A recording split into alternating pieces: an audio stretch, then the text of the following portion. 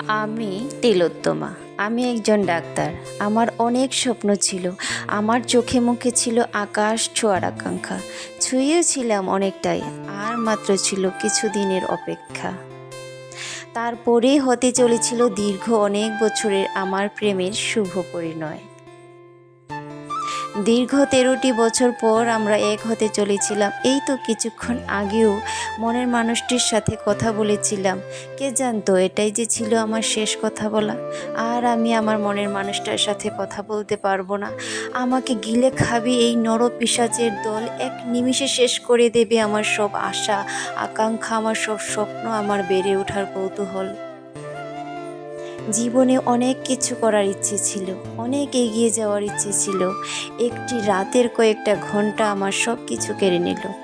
এই নররাক্ষসের দল আমাকে একেবারে খেয়ে নিল।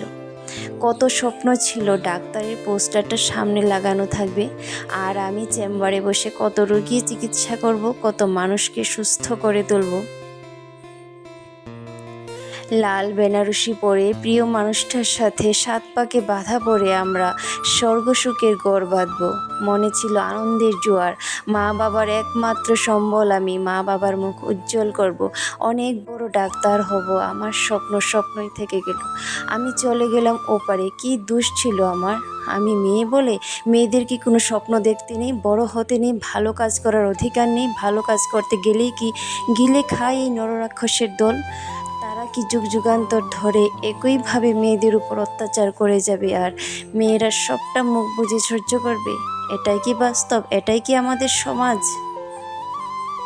আমাদের সমাজে কি মেয়েরা কখনোই উন্নতির শিখরে পৌঁছতে পারবে না?